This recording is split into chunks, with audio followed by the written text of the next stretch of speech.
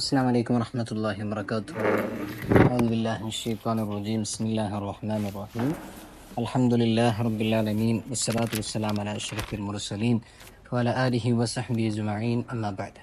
رب اشرح لي صدري ويسر لي أمري واحلل عقدة من لساني يفقهوا قولي. അൽഹംദുലില്ലാഹ്, അള്ളാഹുവിൻ്റെ അപാരമായ തൗഫീഖ് കൊണ്ട് ഇൻഷാ അല്ലാഹ് നമ്മൾ ഇന്ന് 11ാമത്തെ ജുസ് പഠിക്കാൻ പോവുകയാണ്. അള്ളാഹു തൗഫീഖ് ചെയ്യട്ടെ, ആമീൻ യാ റബ്ബൽ ആലമീൻ. 11ാമത്തെ ജുസ് സൂറത്ത് തൗബയുടെ ബാക്കിയാണ്. ആദ്യം അതിൻ്റെ ബാക്കിയാണ് പറയുന്നത്. 11ാമത്തെ ജുസിൽ ഇവിടെ ഇപ്പം തുടക്കം.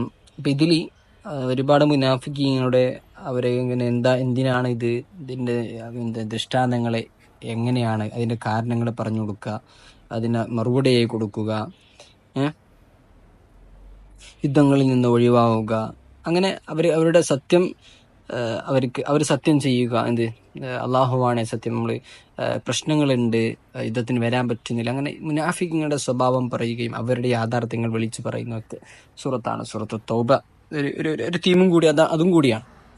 അപ്പോൾ 95ാമത്തെ ആയത്തിൽ അള്ളാഹു പറയുന്നത്, 95ാമത്തെ ആയത്തിൽ നിങ്ങൾ നോക്കിയാൽ മനസ്സിലാവും. സയഹ്ലിഫൂന ബില്ലാഹി ലക്കും ഇദാ ഖലബ്തും ഇലൈഹിം ലിതുഅ്രിദു അൻഹും ഫഅ്രിദു അൻഹും ഇന്നഹും റിജ്സുൻ വമഅവാഹും ജഹന്നമു ജസാഅൻ ബിമാ കാനൂ യക്സിബൂൻ.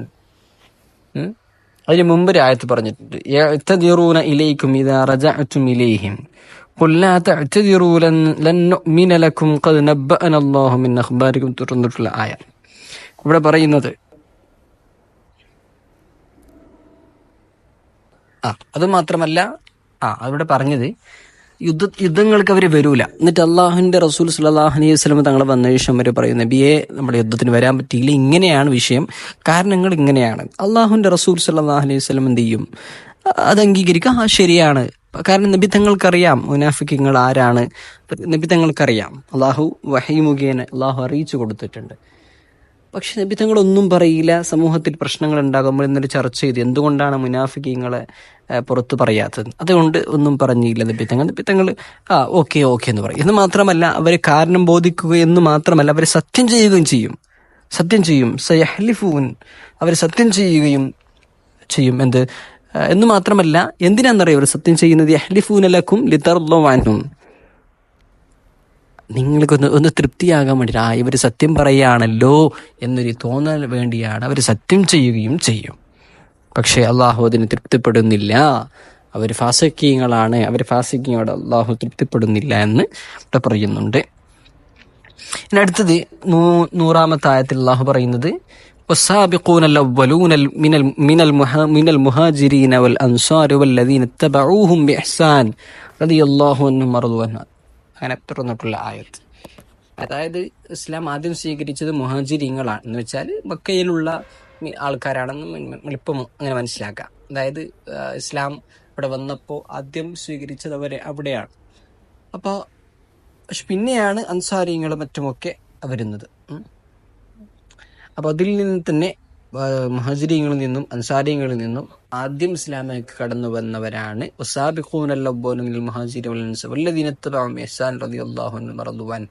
അവരെയൊക്കെ അള്ളാഹു തൃപ്തിപ്പെട്ടിട്ടുണ്ട് എന്ന് സൂചിപ്പിക്കുന്ന ആയത്ത്.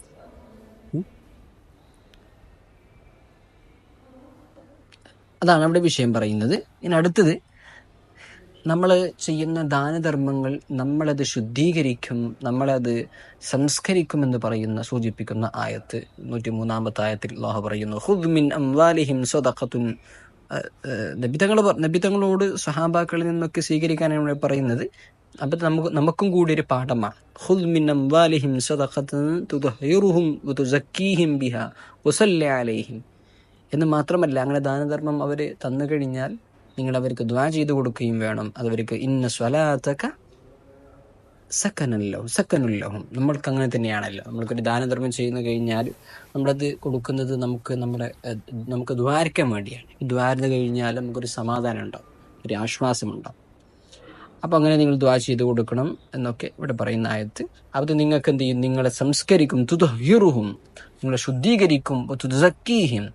ദാനധർമ്മം എന്നുള്ളത്, സ്വതക്ക എന്നുള്ളത് അത് നിങ്ങളെ സംസ്കരിക്കുമെന്ന് പറയുന്ന ആയത്ത്. അത് നമ്മളങ്ങനെ ധർമ്മം ചെയ്യുക. വലിയ അവസരങ്ങളാണ് വരുന്നത്. റമദാനൊക്കെ നമ്മൾ ഉപയോഗപ്പെടുത്താവുന്നതാണ്. ഇൻഷാ അല്ലാഹ് ഉപയോഗപ്പെടുത്തുക. ഇനി അടുത്ത് പറയുന്നത് ഒരു വിഷയമാണ്. എന്താ പറയുക, അബു ആമിർ എന്ന് പറയുന്ന ഒരു മനുഷ്യൻ, അത് ഇസ്ലാമിൻ്റെ ഏകദേശം ഒരുപാട് യുദ്ധങ്ങളിൽ അയാൾ ശത്രുവായിരുന്നു.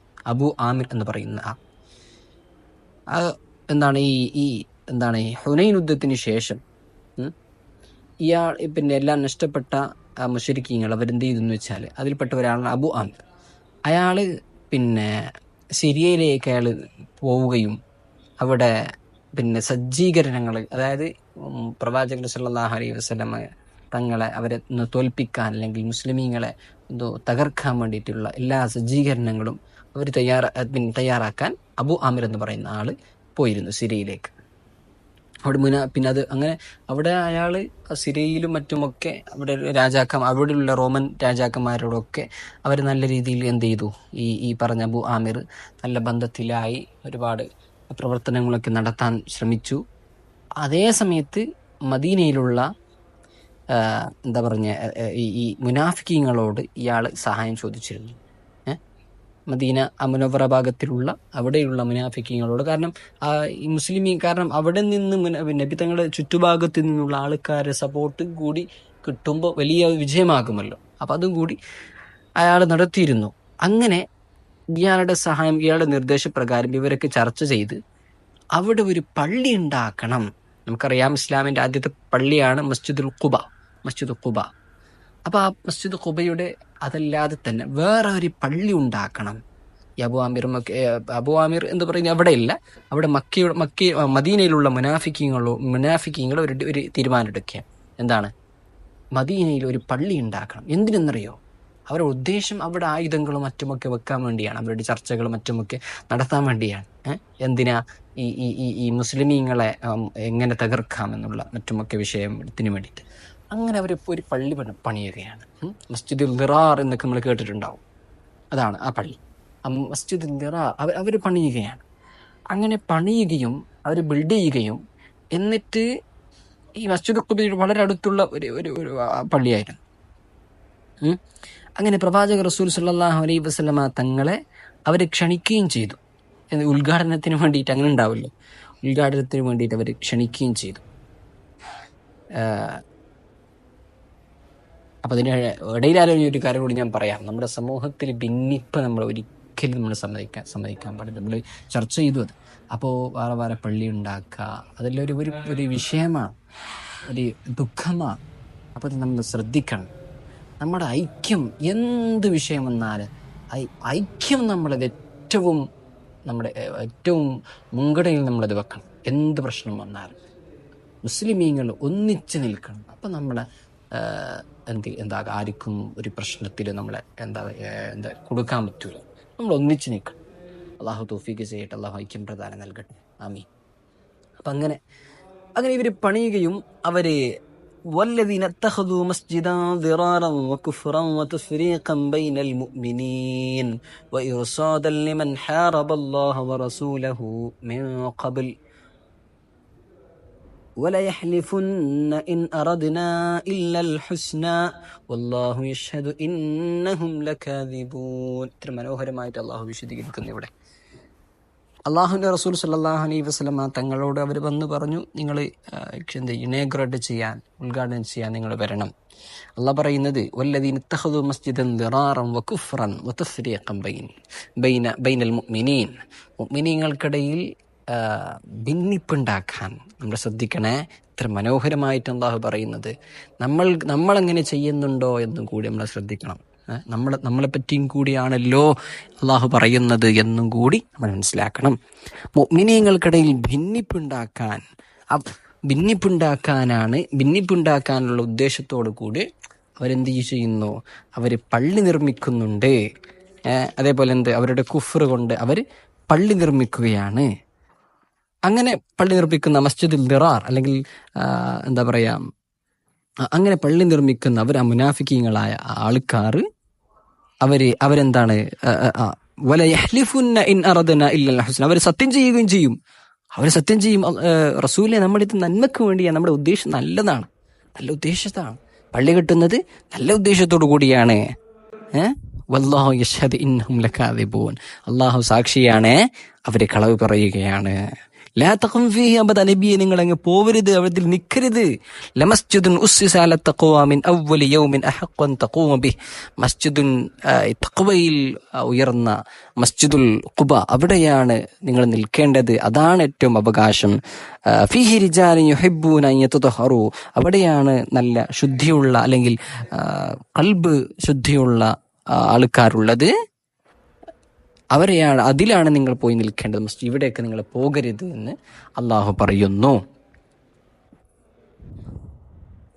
പിന്നെ അള്ളാഹു പറയുന്നു, അതിനെ വിശദീകരിച്ച് പറയുന്നു, അഫമൻ അസ്സസ ബുനിയാനഹു അലാ തഖ്വ മിനല്ലാഹി വറിദ്വാനിൻ ഖൈറുൻ അമ്മൻ അസ്സസ ബുനിയാനഹു അലാ ശഫാ ജുറുഫിൻ ഹാരിൻ ഫൻഹാര ബിഹി ഫീ നാരി ജഹന്നം വല്ലാഹു ലാ യഹ്ദിൽ ഖൗമൽ ളാലിമീൻ ലാ യസാലു ബുനിയാനഹും അല്ലദീ ബനൗ റീബതൻ ഫീ ഖുലൂബിഹിം ഇല്ലാ അൻ തഖത്തഅ ഖുലൂബുഹും വല്ലാഹു അലീമുൻ ഹകീം.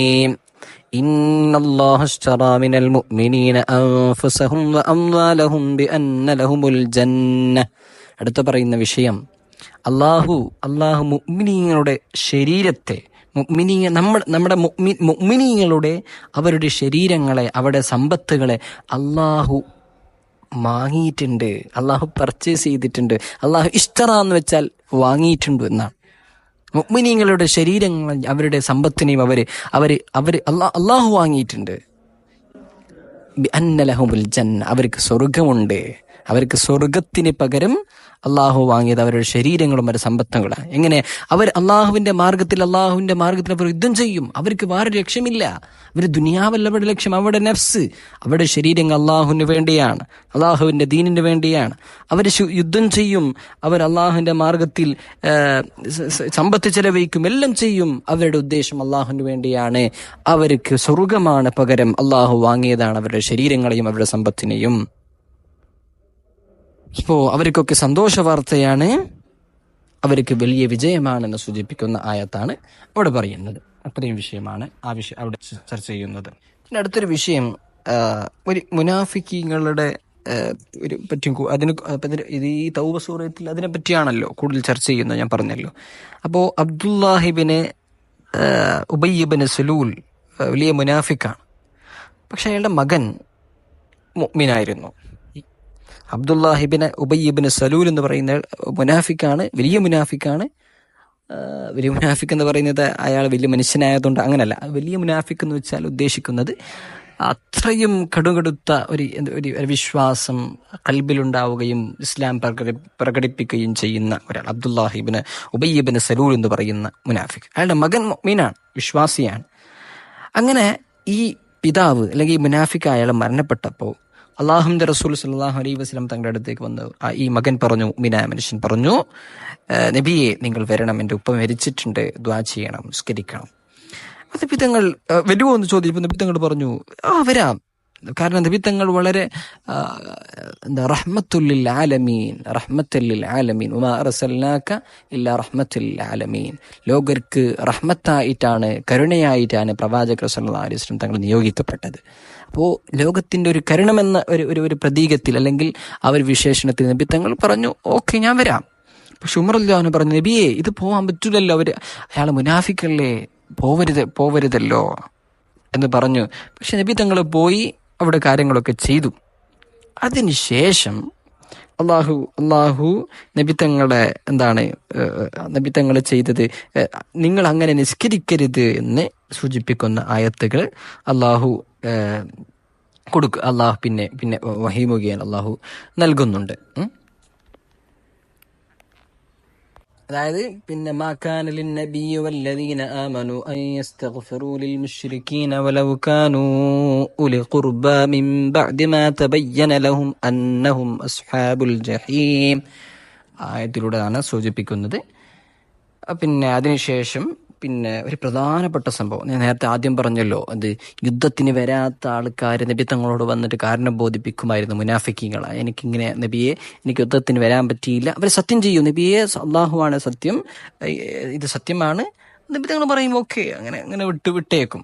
പക്ഷേ 3 വിശ്വാസികളായ ആൾക്കാർ, അത് നമ്മൾ അവരുടെ പേര് ഓർമ്മ ശരിയാണെങ്കിൽ അതെ, ഹിലാൽ ഇബ്നു ഉമയ്യ, പിന്നെ മുറാറ ഇബ്നു റബിയ, പിന്നെ കഅബ് ഇബ്നു മാലിക്. ഈ 3 ആൾക്കാർ ഇവിടെ നിങ്ങളുടെ ചോദ്യത്തിൽ ചോദിക്കുമായിരിക്കും. ഹിലാൽ ഇബ്നു ഉമയ്യ, മുറാറ ഇബ്നു റബിയ, കഅബ് ഇബ്നു മാലിക്. ഇവർ 3 വിശ്വാസികളാണ്. ഇവർക്ക് ഒരു പല കാരണങ്ങൾ കൊണ്ട് അവർക്ക് അവരെന്ത് ചെയ്തു, യുദ്ധത്തിന് എന്താ പറയാ, യുദ്ധത്തിന് പോവാൻ ഉദ്ദേശിച്ചിരുന്നു. പക്ഷെ പിന്നെ ഇങ്ങനെ നീട്ടിയിട്ട് അവർക്ക് യുദ്ധത്തിന് പോകാൻ പറ്റിയില്ല. ഏതായാലും ചുരുക്കി പറഞ്ഞാൽ അവർ യുദ്ധത്തിന് പോകാൻ പറ്റിയില്ല, അവർ പോയില്ല. അവർക്ക് പിന്നെ ഈ പ്രവാചകർ സല്ലല്ലാഹു അലൈഹി വസല്ലം അതുപോലെ സ്വഹാബാക്കളും യുദ്ധത്തിന് വന്നതിന് ശേഷം ഇവർക്ക് മനസ്സിൽ വലിയ പ്രയാസമാണ്. എങ്ങനെ നബി തങ്ങൾ അടുത്ത് പോയി പറയും? ഒരുപാട് മുനാഫിക്കുകൾ പോയി പറയുന്നുണ്ട്, കാരണങ്ങൾ പറയുന്നുണ്ട്, കളവ് പറയുന്നുണ്ട് കാരണങ്ങൾ. പക്ഷെ ഇവർ വിശ്വാസികളാണ്, മുനാഫിക്കുകളല്ലല്ലോ. ഇവർക്ക് കളവ് പറയാൻ പറ്റൂല. നബി തങ്ങളെ പറ്റി ഇവരെ സത്യം പറഞ്ഞു. അങ്ങനെ നബി തങ്ങൾ വിലക്ക് ഏർപ്പെടുത്തുകയാണ്. വിലക്കെന്ന് പറഞ്ഞാൽ വളരെ പ്രയാസപ്പെടുന്ന ഒരു സമയമാണ് ഈ 3 ആൾക്കാർ നേരിടുന്നത്. എന്താണ്, ഒന്നും ചെയ്യാൻ പറ്റാതെ ആരും ഇവരോട് സംസാരിക്കുന്നില്ല. എത്രത്തോളം എന്ന് വെച്ചാൽ ഇവരുടെ ഭാര്യമാര് പോലും ഇവരിൽ നിന്ന് പിരിഞ്ഞു നിൽക്കണം എന്ന് വെച്ചാൽ തൊലാഖ് പറയണം എന്നല്ല, താൽക്കാലികമായി ഇവരിൽ നിന്ന് പിരിഞ്ഞു നിൽക്കണം, ആരും ഇവരെ സഹായിക്കരുത്. ഈ 3 പേർക്ക്, അതിൽ ഒരാൾക്ക് സമ്മതം കൊടുത്തിരുന്നു, ഭാര്യ കാരണം പ്രായത്തിന്റെ വിഷയമുള്ളത് കൊണ്ടൊക്കെ, രോഗമുള്ളത് കൊണ്ടൊക്കെ ഒരാൾക്ക് സമ്മതം കൊടുത്തിരുന്നു. അങ്ങനെ ഏതായാലും അവർക്ക് അത്രയും വിലക്കേർപ്പെടുത്തിയ സമയത്ത് കഅബ് ഇബ്നു മാലിക് റളിയല്ലാഹു അൻഹു വളരെ വളരെ എന്താ പറഞ്ഞ ഒരു ഹാർഷ് അല്ലെങ്കിൽ നല്ല ഒരു അതിനൊന്നും കഅബ് റളിയല്ലാഹു അൻഹു പലതവണ നബി തങ്ങളുടെ അടുത്ത് പോയി സലാം പറയുകയും നബി തങ്ങളെ സലാം അടക്കുന്നുണ്ടോ എന്നൊക്കെ ചെയ്യുകയും ശ്രമിക്കുകയൊക്കെ ചെയ്തിട്ടുണ്ട്. അങ്ങനെ വളരെ വളരെ ബുദ്ധിമുട്ട് നേരിട്ട സമയത്ത്, കാരണം അവർ സത്യം പറഞ്ഞു, മുനാഫിക്കുകൾ കള്ളം പറഞ്ഞു, അവർ രക്ഷപ്പെട്ടു. പക്ഷെ ഇവർ സത്യം പറഞ്ഞു, നബി തങ്ങൾ അവർക്ക് വിലക്കേർപ്പെടുത്തി. അങ്ങനെ അല്ലാഹു റബ്ബ് സുബ്ഹാനഹു വ തആല ഇവർക്ക്, നമ്മൾക്കറിയാം അങ്ങനെ ഉണ്ടല്ലോ, ചെറിയ വിഷയങ്ങൾ നമ്മൾ തട്ടി വീണാലും, നമ്മൾ പരാജയപ്പെട്ടാലും, അല്ലെങ്കിൽ നമ്മൾ എന്താ പറയുക, നമ്മൾക്ക് തൃപ്തിപ്പെട്ട രീതിയിൽ അല്ലാതാവുകയും ചെയ്താൽ അതിനുശേഷം വരുന്ന വിഷയങ്ങൾ അതിനൊക്കെ എത്രയോ ഹൈറായിട്ടുണ്ടാവും. അപ്പൊ ഇങ്ങനെ ഇവർക്ക് 3 പേർക്ക് അള്ളാഹു കാലങ്ങളിൽ നമ്മൾ ഇന്നും ഓതുന്ന ഒരായത്തായി അള്ളാഹു ആയത്തിറക്കുകയാണ്. അവർ നിരപരാധികളാണ്, അവർക്ക് വിട്ടുകൊടുക്കണമെന്നൊക്കെ പറയുന്ന ആയത്ത്. അവിടെ 117 ആയത്തിൽ എന്ന് തോന്നുന്നു, അതിനെ 117 ആയത്തിൽ ലഖദ് താബല്ലാഹു അലൻ നബി വൽ മുഹാജിരീന വൽ അൻസാരിൽ ലദീന തബഊഹു ഫീ സഅത്തിൽ നുസ്റതി മിൻ ബഅദി മാ കാദ യസീഉ ഖുലൂബ്, അവിടെ പറഞ്ഞിട്ടുള്ള, അങ്ങനെ തുടർന്നിട്ട് അതിന് അടുത്ത ആയത്ത് 118 ആയത്ത് وعلى الثلاثة الذين خلفوا حتى إذا ضاقت عليهم الأرض بما رحبت وضاقت عليهم أنفسهم وظنوا أن لا ملجأ من الله إلا إليه ثم تاب عليهم ليتوبوا إن الله هو التواب الرحيم. അവർക്ക് എത്രയും വിശാലമായ ഭൂമി ഉണ്ടായിട്ടും അവർക്ക് കുടുസായി. കാരണം അവർക്ക് ആരോടും സംസാരിക്കുന്നില്ല, ഒരു കാര്യം ഇടപെടുന്നില്ല, അത്രയും പ്രയാസമായി. അവർക്ക് അള്ളാഹു മാത്രമാണ് ഒരു അഭയസ്ഥാനമായിട്ടുണ്ടായിരുന്നത്.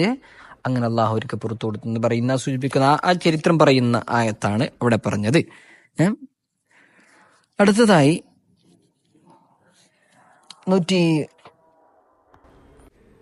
122 ആയത്തിൽ വമാ കാനൽ മുഅ്മിനൂന ലിയൻഫിറൂ കാഫ എന്ന് പറയുന്ന ആയത്ത്, അവിടെ അള്ളാഹു നമ്മുടെ സൊസൈറ്റി, നമ്മുടെ സമൂഹത്തിന്റെ ഒരു എങ്ങനെയാണ് കൊണ്ടുപോകേണ്ടത് ഒരു സൂചന ഇവിടെ നൽകാണ്. എല്ലാവരും യുദ്ധത്തിന് പോവരുത്, ഈ ദീൻ പഠിക്കുന്ന ആൾക്കാരും വേണം. അപ്പൊ ദീൻ പഠിക്കുന്ന ആൾക്കാരും വേണം. എന്തിനാണ് അങ്ങനെ കുറച്ച് ആൾക്കാർ ദീൻ പഠിച്ചു കഴിഞ്ഞാൽ മറ്റുള്ളവർക്ക് എന്ത് ചെയ്യും, അവർക്ക് താക്കീത് നൽകുകയും അവർക്ക് ഉപദേശം നൽകുകയും ഒക്കെ ചെയ്യാൻ പറ്റുമല്ലോ. അപ്പൊ നമ്മളും അങ്ങനെ ശ്രദ്ധിക്കണം. നമ്മള് ദുനിയാവിന്റെ മാർഗത്തിൽ മാത്രങ്ങളെ പോയി കഴിഞ്ഞാല് അത് പ്രശ്നമാവും. അതുപോലെ നമ്മൾ ദീന് എപ്പോഴും ഒരു ഒരു ഒരു ഒരു വിഷയമായിട്ട് നമ്മൾ കാണണം, ഒരു പ്രധാനപ്പെട്ട ഒരു വിഷയമായിട്ട്. അതാണ് അവിടെ ചർച്ച ചെയ്യുന്നത്. കുറച്ച് നമ്മൾ കുറേ വിഷയങ്ങൾ ചർച്ച ചെയ്തു ഈ സൂറയിൽ. അടുത്ത നമ്മൾ സൂറത്ത് യൂനുസ്. ഇവിടെ ഇതിൽ ചർച്ച ചെയ്യുന്ന വിഷയങ്ങൾ അള്ളാഹു പിന്നെന്താണ്, നിങ്ങൾ ആയത്ത് കൊണ്ട് മനുഷ്യന്മാരെയും ജിന്നുകളൊക്കെ മുക്കല്ലഫീങ്ങളായ നമ്മളോട് അള്ളാഹു പറയുന്നു, നിങ്ങൾ ഈ ഖുർആൻ എന്നുള്ളത് അള്ളാഹുവിൽ നിന്നാണ്, നിങ്ങൾക്കത് കൊണ്ടുവരാൻ സാധിക്കൂല, നിങ്ങൾക്കത് ഒരിക്കലും കൊണ്ടുവരാൻ സാധിക്കില്ല. അള്ളാഹു നമ്മളോട് ചാലഞ്ച് ചെയ്യാണ്. എന്ന് വെച്ചാൽ മുശ്രിക്കീങ്ങളായ ആൾക്കാരോട്, അവിശ്വാസികളായ ആൾക്കാരോട് അള്ളാഹു പറയുന്നു, നിങ്ങൾ ഒരു ആയത്തെങ്കിലും നിങ്ങൾക്ക് കൊണ്ടുവരാൻ പറ്റുമോ എന്ന് അള്ളാഹു ചോദിക്കുകയാണ്. അത്രയും ഓപ്പൺ ആയിട്ടുള്ളൊരു ചാലഞ്ചാണ് അള്ളാഹു നൽകുന്നത്. ആർക്കും ഇന്നും ഈ ഖുർആൻ ഓതപ്പെടുന്നുണ്ട്, ഇന്നും അത് ആർക്കും കൊണ്ടുവരാൻ സാധിച്ചില്ല, ഇത്രയും ലിറ്റററി ആയിട്ട്, അല്ലെങ്കിൽ ഇത്രയും വളരെ മനോഹരമായിട്ട്. അപ്പം അതാണ് അവിടെ പറയുന്നത്. ആദ്യമായി തുടക്കത്തിലൊക്കെ അതാണ് വിഷയം പറയുന്നത്. പിന്നെ യൂനുസ് നബിയുടെ ചരിത്രം പറയുന്നുണ്ട്. അള്ളാഹു ചോദിക്കുന്നതാണ്, നിങ്ങൾ ഈ ഖുർആനെ പഠിച്ചുണ്ടാക്കിയതാണെന്നൊക്കെയാണ് നിങ്ങൾ പറയുന്നത്, ഫാബ്രിക്കേറ്റഡ് ആണെന്നൊക്കെയാണ് നിങ്ങൾ പറയുന്നത്. ഇതുപോലത്തെ ഒരു സൂറത്ത് നിങ്ങൾ കൊണ്ടുപോവാ, നിങ്ങൾ മാത്രമല്ല, നിങ്ങളുടെ കൂടെ ആരെങ്കിലും സഹായത്തിന് നിങ്ങളെ കൂട്ടിയിട്ട് നിങ്ങളുടെ ദൈവങ്ങളോടോ ഒക്കെ നിങ്ങൾ ചെയ്തിട്ട് നിങ്ങൾ കൊണ്ടുപോവാ, നിങ്ങൾക്കത് സാധിക്കൂല എന്ന് അള്ളാഹു അവിടെ സ്ഥാപിക്കുന്നുണ്ട്, അള്ളാഹു പറയുന്നുണ്ട്. അങ്ങനെയൊക്കെയാണ് വിഷയങ്ങൾ. പിന്നെ യൂനുസ് നബിയെ പറ്റി, നൂഹ് നബിയെ പറ്റിയിട്ട്, മൂസാ നബിയുടെ നമ്മൾ ചർച്ച ചെയ്ത വിഷയങ്ങൾ. പിന്നെ യൂനുസ് നബിയുടെ ചരിത്രം നമുക്കറിയാം. യൂനുസ് നബി തൻ്റെ സമൂഹത്തോട് ദുന്നൂൻ എന്ന് പേരുണ്ട് കേട്ടോ. യൂനുസ് നബിക്ക് ദുന്നൂൻ എന്ന് പേരുണ്ട്. അപ്പോൾ തൻ്റെ സമൂഹത്തോട് അള്ളാഹുവിൻ്റെ കൽപ്പനകൾ പറഞ്ഞു, നിങ്ങളിങ്ങനെ അള്ളാഹുവിനെ നിങ്ങൾ ആരാധിക്കണം. അങ്ങനെ അവർ അനുസരിച്ചില്ല, അനുസരിച്ചില്ല. അങ്ങനെ യൂനുസ് നബി അവർ അനുസരിക്കാതെ വന്നപ്പോൾ അവർ അള്ളാഹുവിൻ്റെ അദാബ് അവരിലേക്ക് ഇറങ്ങുകയാണ്. അപ്പോൾ യൂനുസ് നബി അവിടെ നിന്ന് പോകുന്നു, പോവുകയാണ്, കടലിൻ്റെ അടുത്തേക്ക് പോകുന്നു.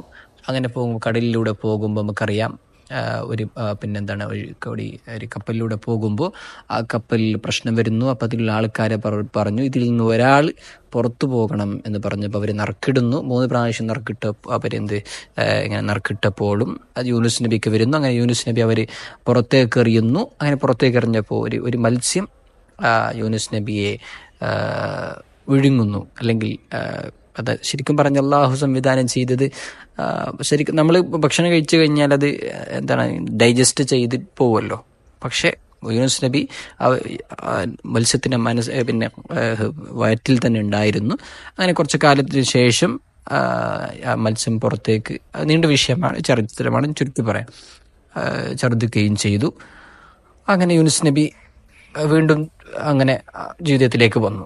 പക്ഷെ യൂനുസ് നബി പോകുമ്പോൾ ഈ ഒരു സമൂഹം അവരെ തൗബ ചെയ്യുകയും അവർ ഇസ്ലാം അല്ലെങ്കിൽ ഹിദായത്തിൻ്റെ മാർഗം സ്വീകരിക്കുകയും ചെയ്തു. ഇതാണ് വിഷയം. ഏതായാലും അത്ര വിഷയങ്ങളാണ് ഇന്ന് പറയാനുള്ളത്. പക്ഷെ ഒരു പ്രധാനപ്പെട്ട ഒരു വിഷയം കൂടി ഞാൻ പറയാം. നമ്മുടെ പ്രയാസങ്ങളൊക്കെ പോകാൻ വേണ്ടിയിട്ട് യൂനുസ് നബി മത്സ്യത്തിൻ്റെ വയറ്റിലുണ്ടാകുമ്പോൾ ലാ ഇലാഹ ഇല്ലാ അൻത സുബ്ഹാനക ഇന്നി കുന്തു മിനൽ ളാലിമീൻ എന്ന് ദിക്ർ പറഞ്ഞിരുന്നു. അപ്പോൾ നമ്മുടെ പ്രയാസങ്ങളൊക്കെ നീങ്ങാൻ വേണ്ടി നമ്മൾ പറയുകയാണെങ്കിൽ ഉപകാരപ്പെടും, പ്രതിഫലം നല്ല രീതിയിലുള്ള റിസൾട്ട് കിട്ടും. സുബ്ഹാനക ഇന്നി കുന്തു മിനൽ ളാലിമീൻ, ലാ ഇലാഹ ഇല്ലാ അൻത സുബ്ഹാനക ഇന്നി കുന്തു മിനൽ ളാലിമീൻ എന്ന് പറയുന്ന ദിക്ർ. അത്തരം വിഷയങ്ങളാണ് ഇന്ന് പറയാനുള്ളത്. ഞാൻ അവസാനിപ്പിക്കുകയാണ്. അള്ളാഹു നമ്മുടെ സഹോദരന്മാർക്ക് ഫലസ്തീന്, അപ്പോൾ ഇന്നലെ നമ്മളെ കണ്ടല്ലോ, അടുത്തായി ഒരു എന്താ പറയുക, US-ലുള്ള ഒരു ആർമി സ്വന്തം ശരീരം ഈ ഒരു പ്രതിഷേധം മൂലം നമ്മൾ ചെയ്യാനുള്ളത് ദുആ, നമ്മുടെ സഹോദരന്മാർക്ക് ദുആ ചെയ്യണം. അല്ലാഹുമ്മ അൻസിർ ഇഖ്വാനനാ ഫീ ഫലസ്തീൻ, അള്ളാഹു അവർക്കും നമുക്കൊക്കെ അള്ളാഹു വിജയം നൽകട്ടെ, അള്ളാഹു ശാന്തി നൽകട്ടെ, ആമീൻ യാ റബ്ബൽ ആലമീൻ. പിന്നെ ഒരു കാര്യം കൂടി പറയാനുള്ളത്, നമ്മുടെ ഇലക്ഷന് കാര്യങ്ങളൊക്കെ വരികയാണല്ലോ. അപ്പോൾ നമ്മളൊക്കെ അതെല്ലാം ഒരു എന്താണ്, അൽ മുഅ്മിനുല്ലദി യഖ്ലിത്തുന്നാസ് വയസ്ബിറു അലാ ആദാഹും ഖൈറു മിനൽ മുഅ്മിനി അല്ലദീ ലാ യഖ്ലിതു الناس വയസ്ബിറു അലാ ആദാഹും ഔ കമാ ഖാല റസൂലുള്ളാഹി സ്വല്ലല്ലാഹു അലൈഹി വസല്ലം. നമ്മുടെ മുഅ്മിനീങ്ങൾ, നമ്മൾ സൊസൈറ്റിയുടെ സമൂഹത്തിന്റെ വിഷയങ്ങൾ ഇടപെട്ട് ജീവിക്കുന്നതാണ് നല്ലത്. ഇടപെടാതെ വീട്ടിലിരുന്ന് ഒന്നും ഇടപെടാതെ ജീവിക്കുന്നത്. ഇപ്പം നല്ലത് സൊസൈറ്റിയോടുള്ള വിഷയങ്ങൾ നമ്മൾ ചർച്ച ചെയ്യുകയും അതിനോട് ഇടപെടുകയും അതാണ് നല്ലത് എന്ന് പരിശുദ്ധ റസൂൽ സല്ലല്ലാഹു അലൈഹി വസല്ലം. അപ്പോൾ നമ്മൾ ഇലക്ഷനും കാര്യങ്ങളൊക്കെ നമ്മൾ പങ്കെടുക്കണം. നമ്മളത് ചിന്തിച്ച് നമ്മുടെ രാജ്യത്തിൻ്റെ നന്മയ്ക്ക് വേണ്ടിയിട്ട് ആരെയാണോ നമ്മൾ മനസ്സിലാക്കി അറിഞ്ഞ് നമ്മളത് ഉപയോഗപ്പെടുത്തണം, നമ്മളത് ചെയ്യണം. അത് നമ്മുടെ ഒരു അവകാശമാണ്. അള്ളാഹു നമുക്ക് നല്ല ഭരണം നൽകട്ടെ. അള്ളാഹു നമ്മുടെ രാജ്യത്തിൽ നല്ല ശാന്തിയും സമാധാനവും ഐശ്വര്യവും അള്ളാഹു പ്രദാനം ചെയ്യട്ടെ. ആമീൻ. സുബ്ഹാനകല്ലാഹുമ്മ വബിഹംദിക അഷ്ഹദു അല്ലാ ഇലാഹ ഇല്ലാ അൻത അസ്തഗ്ഫിറുക വഅതൂബു ഇലൈക്. അസ്സലാമു അലൈക്കും വറഹ്മത്തുള്ളാഹി വബറകാതുഹു.